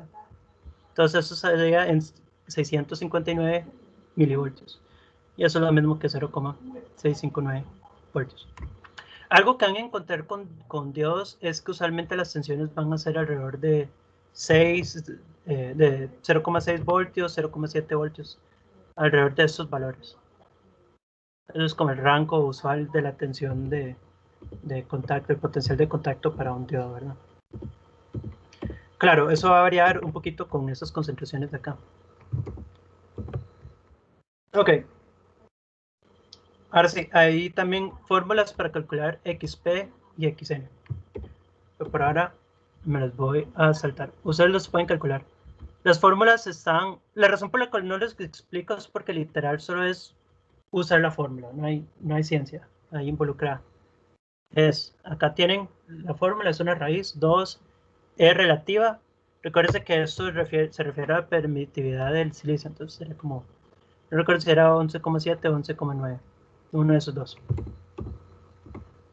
En la solución que yo tengo está como 1,9, pero yo a veces he visto 1,7. ¿Algunos de ustedes tienen alguna versión que les han enseñado en clase recientemente? Para actualizarme ahí un poco. Ahí que me digan.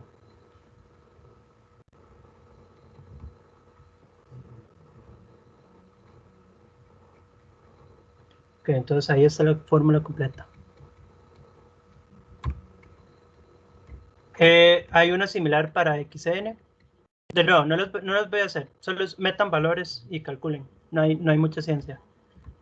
Acá solo era eso, de la permitividad relativa, pero acá ya todos esos valores están calculados, solo los pueden encontrar. Y esa es casi idéntica.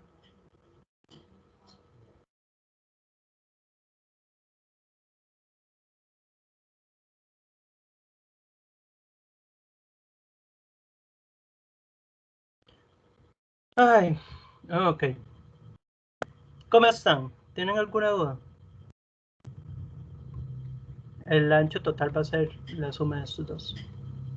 Por aquello. ¿Dudas?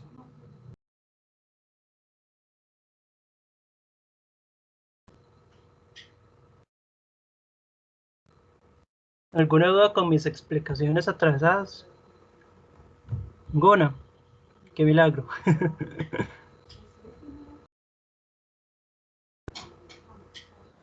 Ok. En este caso voy a sacar la última media, intentar explicar algunas cosas de acá. Y acá es donde el mismo problema que yo les estaba diciendo de esta hora de saber cuándo se está hablando de una energía y cuándo se está hablando de un voltaje, acá es donde de nuevo viene ese problema mordernos por atrás. Y es el asunto de calcular, de determinar esos parámetros, ¿verdad? Tengo un contacto metal semiconductor, ¿verdad?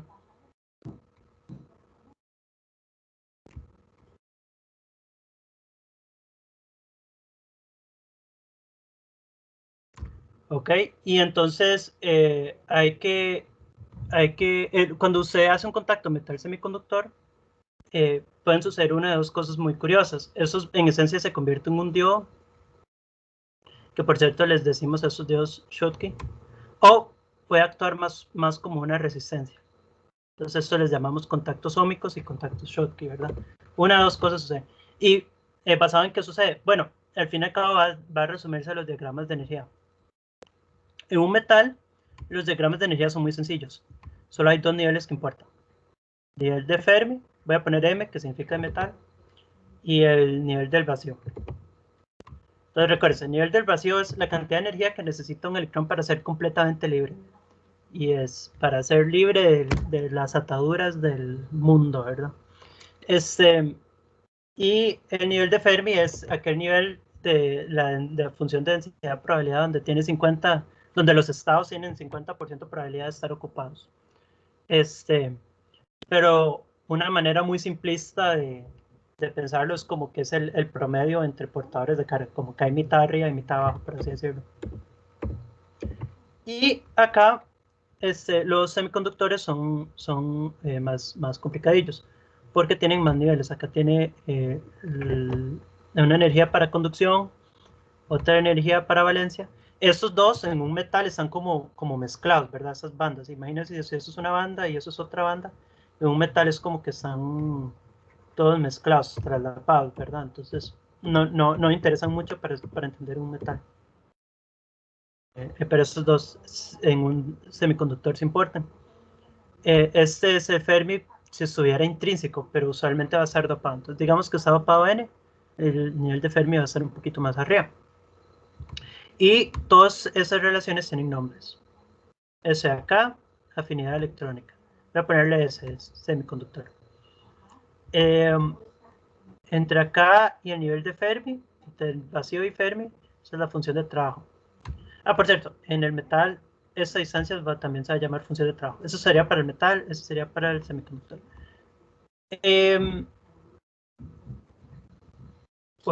Había otra cantidad que importaba. Sí, cierto. Recuerden, esta distancia acá la podemos calcular con una fórmula. Y ahí es donde viene el detalle. De nuevo, la fórmula es casi que idéntica a las fórmulas que acabamos de usar. En este caso va a ser ND entre NI. Pero en este caso, esto es una energía. Entonces, esa era la confusión que, según yo iba a explicar, iba a quedar bien claro, pero más bien terminé tropezándome. Y es que, en este caso, esto de acá todavía sigue siendo 0,026, solo que ahora son electronvolts, ya no son volts. Y porque estamos hablando de energías, ya no estamos hablando de tensiones. Ay, un dolor de jupa ahí con unidades. Pero, mientras que sepan si están calculando energías o si están calculando voltajes, tensiones, potenciales, etc. Mientras que sepan cuál de las dos categorías están calculando, solo ponen las unidades correspondientes, ¿verdad? Es una 2. 0,026 electronvolts o, si estamos hablando de voltajes, 0,026 volts. Es esta o esta. Y nada más. Entonces, ya para fines prácticos no debería haber problema, digamos. El problema es más conceptual que otra cosa, ¿verdad? Y de nuevo, esto viene en muchos sabores. Viene KT entre cubo o viene solo KT. Y en teoría representan como la misma vara. Que es confuso, ¿verdad? Porque es como fórmulas distintas, ¿verdad? Tengo que sentarme a pensar más tiempo. Según yo, ya había entendido por qué. Entonces voy a tener que sentarme, pensar más tiempo en eso y ojalá llegarles con una mejor respuesta, donde quede más claro. Ok, claro, entonces cuando uno junta acá un metal y un semiconductor, van a suceder cosas muy interesantes en la barrera. Inicialmente, digamos, antes de que ya todo se estabilice, decimos antes de que todo quede en equilibrio, lo que es los niveles que son iguales son la energía del vacío, ¿verdad? Entonces, digamos que la función de trabajo del metal sea, digamos que sea mayor a la función del trabajo del silicio. El silicio está acá arriba. Fermi para el silicio, podría poner para el silicio, y de Fermi, pero para el metal. Y entonces, ¿verdad? Acá, no sé, por acá estaría más o menos el de conducción, digamos que por acá más o menos está el intrínseco y por acá más o menos es el de valencia, ¿verdad? Y lo dibujo de esta manera porque eso en teoría es como por la mitad, ¿verdad? Ok, algo que sucede muy extraño y que yo tampoco entiendo exactamente por qué sucede, pero que es muy chida, es que los niveles de, cuando se hace un contacto, esos niveles de Fermi se alinean. Y todavía no entiendo por qué, pero es demasiado genial. Se alinean. Entonces ahora el nivel de Fermi para el metal es igual al nivel de Fermi para el semiconductor. Es raro porque los niveles de Fermi tienen que ver con un asunto de función de probabilidad y donde los estados tienen probabilidad 50-50. Entonces no entiendo qué es la lógica de que queden exactamente iguales, pero es un fenómeno que sucede y se observa y que pues entender qué sucede nos ayuda a entender por qué funcionan los diodos, por qué funcionan los contactos metal semiconductor, etc.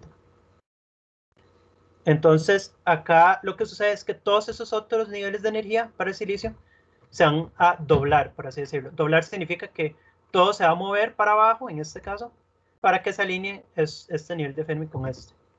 Y el truco está en que justamente en esta interfaz no se mueven, sí se quedan en los mismos lugares. Otra cosa loca que sucede, estos niveles no se mueven en el interfaz, pero en el resto del semiconductor todo se mueve para abajo, para alinear los niveles de Fermi. Entonces lo que termina sucediendo es que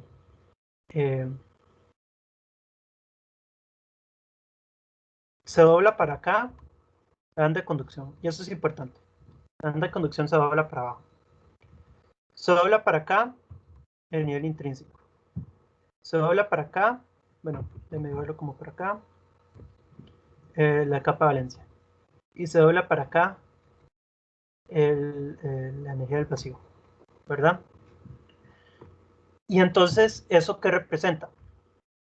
Bueno, lo que representa es que ahora los electrones que habitan acá, para llegar a la capa de valencia requieren menos energía en comparación al metal, ¿verdad?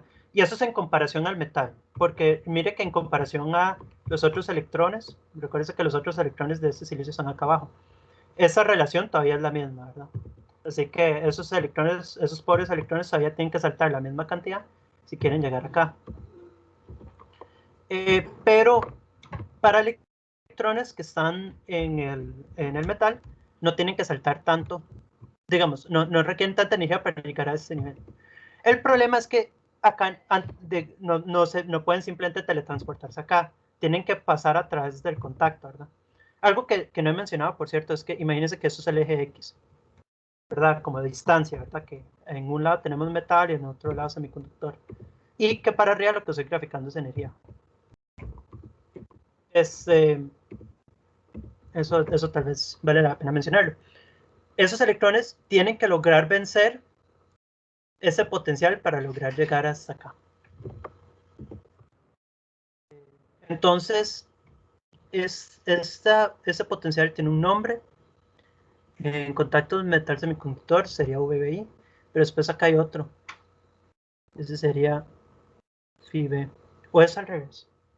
Ay, Dios, ¿por qué me estoy confundiendo tanto? Como les digo, para mí esos son los temas menos claros de todo el curso, ¿verdad? Es solo que tiene que ver con diagramas de bandas de energía y etcétera. Y eso que es una explicación simplificada. Ahora imagínense cuál es la explicación no simplificada. Sí, al parecer eso es al revés. Hay alguien que me avise.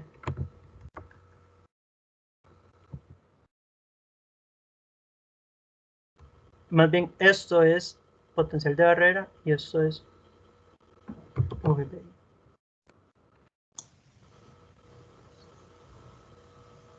¿Una pregunta? No, que ahí yo lo tengo así. Así siendo, este siendo FIB y este siendo VBI. Ajá. Sí, Ok, como perfecto. el actual. Ok. Ahora, los electrones que, digamos que un electrón quiere llegar del silicio al metal, no tiene que ganar tanta energía, ¿ves? Entonces, con un poquito de motivación llega, y esa motivación usualmente le llamamos un campo eléctrico externo, ¿verdad? Como de que usted lo conecte el diodo a una batería, y entonces esos electrones ahora sienten más motivación para irse en este lado. Y lo que decimos es que el campo es el que les da la energía para subir por acá, después lograr llegar al metal. Y apenas logran llegar al metal, pues ya tenemos una corriente eléctrica. Claro, pero si se aplica el campo en otra dirección, así, los electrones que están acá necesitan mucho más motivación para poder llegar a la energía necesaria para poder entrar a la capa de conducción del silicio, ¿verdad? Y sí, entonces, digamos, algunos sí lo van a lograr, pero no van a ser muchos. Y entonces no va a haber mucha corriente de acá para acá. Va a haber un poquito de corriente, pero no mucha. Ok. Entonces, esto sería un diodo Schottky. Diodo Schottky. Y lo que queríamos decir es que, ¿con qué comenzamos? Comenzamos con un material tipo N y para las funciones de trabajo, el truco era que la función de trabajo del silicio era menor a la función de trabajo del metal. O la del metal era mayor a la del silicio. Es lo mismo. ¿Ok? Entonces, si se cumple esto, tenemos un diodo Schottky. Si es al revés, ¿verdad? Entonces lo que tenemos es un contacto óhmico. Sería, si tengo acá un tipo N, ¿verdad? Y más bien la función de trabajo del metal es menor o función de trabajo del silicio. Ahora, es al revés para silicio tipo P, ¿verdad?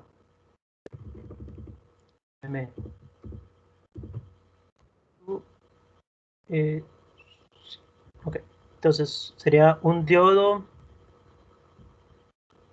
Schottky si tengo un silicio tipo P, si más bien la función de trabajo del metal es menor a la función de trabajo del silicio. Y después un contacto óhmico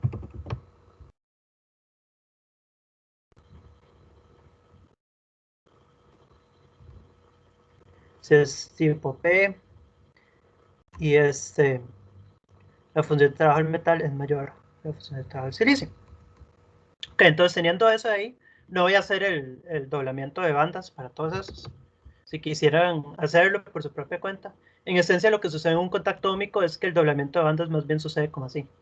Entonces usted piensa en ser un electrón que quiere ir en esa dirección, la motivación que necesita no es mucha, ¿verdad? Un poquito de campo eléctrico y ya tiene suficiente motivación para llegar. Y si usted es un electrón acá, más bien no necesita cero motivación porque más bien solo tiene que perder un poquito de energía y llega acá. Otra cosa que es completamente no relacionado, pero que me parece interesante y por lo tanto lo voy a mencionar, es que no solo ganan energía de voltajes externos, hay otras maneras de meterle energía a un material. Temperatura es una manera. Entonces, si usted calienta esta vara, sé cuál es un buen símbolo para calentar. Fuego, ¿verdad?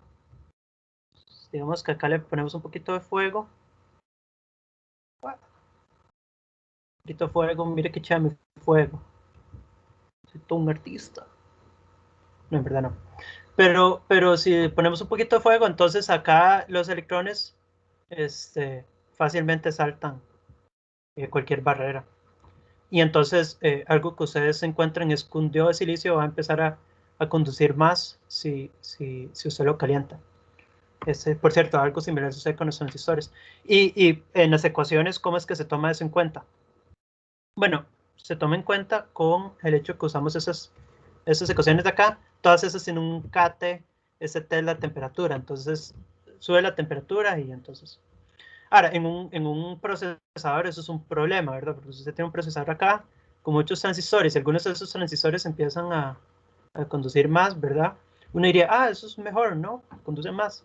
Bueno, no, en verdad eso puede, lo que importa con una red digital es información, ¿verdad? Y si todo empieza a conducir, entonces más bien se pierde información. Y entonces algo que se hace muchas veces es intentar corregir ciertos errores o bla, bla, bla. En conclusión, los microprocesadores van a tener problemas entre más se calientan. Entonces, por eso todos los computadores tienen que tener buenos sistemas ahí de calefacción. Bueno, no sé si calefacción es la palabra correcta, pero bueno. Ok, otra manera de conseguir energía es a través de la luz. Entonces, voy a hacer la luz anaranjada. Si esto recibe luz, entonces recibe suficiente energía para saltar de acá a acá. Ahora, otra cosa que tal vez habrán escuchado es que cuando un electrón salta de niveles de energía, sea para arriba o sea para abajo, bueno, si salta para arriba es porque recibió un fotón, ¿verdad? Y si salta para abajo es porque emitió un fotón. Entonces, en esencia, la manera de hacer un LED es básicamente pasarle corriente a un diodo. Entonces, usted agarra cualquier diodo, cualquiera, y cuando digo cualquiera me refiero a cualquiera, usted agarra cualquier diodo y le pasa una corriente y ya tiene un LED. Y ustedes se preguntan, un momento, pero yo he usado diodos negros y cuando yo les paso corriente no empiezan a brillar. Sí, bueno, hay una buena razón por la cual sucede eso. Es que recuérdense que esos saltos de energía que tienen que hacer los electrones son de unos cuantos electronvoltios, ¿verdad? Esa cantidad de energía, el tipo de fotón que emite es luz infrarroja. Y entonces se necesita una cámara de luz infrarroja si quiere ver la luz emitida por su diodo normal, ¿verdad? Entonces, los LEDs que utilizamos como LEDs no están hechos de silicio, están hechos de otros materiales con propiedades semiconductoras. De tal manera que cuando usted les pasa corriente, la luz que emiten sí es luz visible. Y entonces usted puede calcular, puede crear variaciones de esos materiales para cambiar el tipo de luz a rojo, verde, azul, etc. Ok, eso fue una distracción, pero es que me parecía interesante, entonces quería mencionarlo. Todo eso se explica muy bien en un video que les envié. No sé si debería dejar eso ahí. Está bien, dejémoslo en paz. Bueno, entonces en este caso, ¿cómo hacemos para calcular los parámetros? Tenemos parte de la información, pero no tenemos toda la información. El eje para silicio, perdón, para germanio, porque mira que acá más bien no estamos usando silicio, estamos usando germanio. El eje es la banda prohibida. Ahora que lo pienso, no indiqué la banda prohibida en el diagrama de antes. La banda prohibida va a ser esa diferencia entre la capa de valencia y la capa de conducción. Eso seguramente, todo eso en teoría es un repaso de lo que viene en clase. Entonces, cuando dicen calcule el nivel de energía EI, en verdad esto está falta, debería decir con respecto a algo. Digamos que con respecto a EV, capa de valencia. Entonces lo que estamos intentando medir es EI con respecto a EV. Entonces digamos que estamos intentando medir eso de acá. Y recuérdense que vamos a tomar el EI como que está a la mitad. Entonces solo lo que hacemos es, para calcular EI con respecto a EV, vamos a calcular como la mitad de la banda prohibida. Esto simplemente va a ser 0,66. Note cómo esta banda prohibida es mucho menor a la del silicio. 0,33. La del silicio era, no sé si recuerdo, 1,12 era. Ok. Entonces, ¿cuál sería el siguiente? La energía de Fermi con respecto a la intrínseca. Que entonces, si se recuerdan, hay una fórmula para eso. Fermi con respecto a intrínseca. Era KT o KT entre Q, dependiendo, ¿verdad?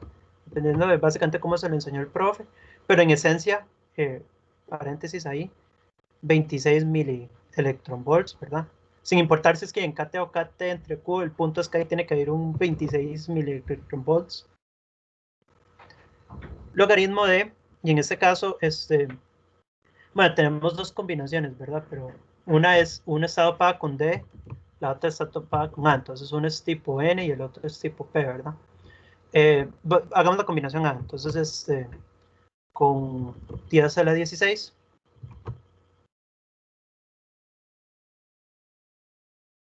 Y el NI, y casi pongo 10 a la 10, excepto que estamos en germanio. Y el NI para germanio va a ser un valor distinto, 2,5 por 10 a la 3. 2,5 por 10 a la que era 13. Entonces metemos eso en una calculadora y no me toque. Acá tengo el valor.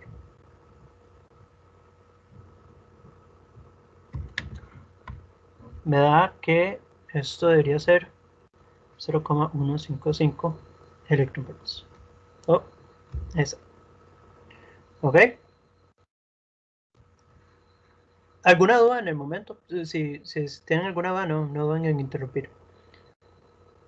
Ok, ahora acá nos piden función de trabajo del semiconductor. Entonces ese es el asunto. La función de trabajo del semiconductor es esa instancia. ¿Qué información sí tenemos? Bueno, tenemos esto.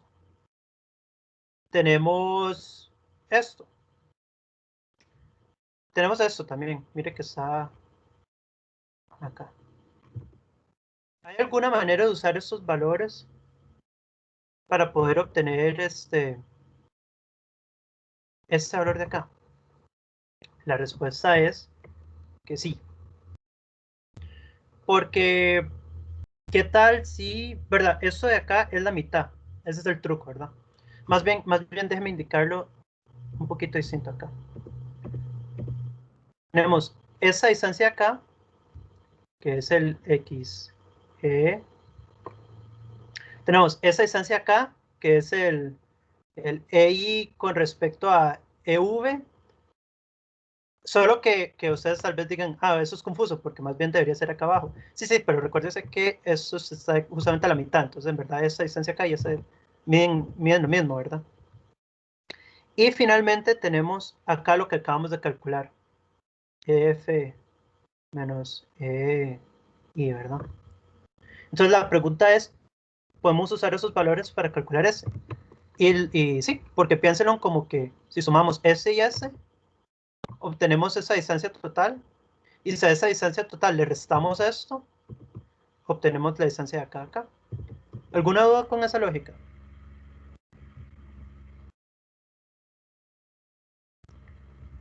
¿Verdad? Esto más esto da esa cantidad. Y si a esa cantidad le restamos un pedacito, le quitamos acá un pedacito, entonces nos va a dejar la función de trabajo. Bueno, entonces eso es lo que hay que hacer. Todo lo que hay que hacer va a ser agarrar la afinidad electrónica del germanio, sumarle lo que calculamos acá, el EI con respecto a V. Y recuerden que eso sería lo mismo que capa de conducción con respecto a capa I, ¿verdad? Entonces acá lo podemos poner de esa manera. Y a eso le restamos, ¿verdad? Y a eso le restamos lo que acabamos de calcular acá. EF menos EI. Y si hacemos todo eso, va a quedar y acá esto se va a cancelar con esto de acá. Nos va a quedar más EC menos EI. Ahí podemos poner los valores, ¿verdad? Bueno, ahora que lo pienso, esta simplificación era completamente innecesaria. Acá solo, de un solo, ya tenemos un valor para esto, tenemos un valor para esto y tenemos un valor para esto. Entonces, todo lo que tenemos que hacer es simplemente meter esos valores. Por ejemplo, XGE va a ser 4. Y eso está en electronvoltios. Más S menos EI está ahí arriba. Ese es 0,33. Y eso menos EF menos EI, que es 0,155. Y esto pues va a dar la función de trabajo 4,175 electronvolts, ¿verdad? Ok, entonces acá está el momento de la verdad. Agarramos este valor, que es la función de trabajo del semiconductor, y lo comparamos con la función de trabajo del metal. El metal tiene 4,75 y el semiconductor tiene 4,175, ¿verdad? Entonces, veamos. XGE 4,175 y XKey, ¿verdad? Técnicamente. Función de trabajo el germanio, función de trabajo el metal va a ser 4,75. Y podemos ponerle un 0 para que tengan la misma cantidad de dígitos. Podemos ver que... Uy, acá me estoy equivocando en muchas cosas. Para todos los que vinieron a la tutoría hoy, tengo que pedirles perdón, he estado muy cansado, durmiendo muy poco y de todo. Entonces, eso explica en parte por qué me estoy tropezando tanto. Entonces, pero lo siento, eso no es ninguna excusa. Tenemos que la función de trabajo del metal es mayor a la función de trabajo del germanio. Y por lo tanto, ¿cuál caso tenemos? Tenemos tipo N, función de trabajo del metal mayor a función de trabajo del silicio, ¿verdad? El semiconductor. Y por lo tanto tenemos un diodo Schottky. Entonces esto sería un diodo Schottky. Ok, voy a dejarlo ahí. Ya son las 7. Así que concluyamos esta tutoría. ¿Algunas últimas dudas ahí para cerrar? ¿Todo bien?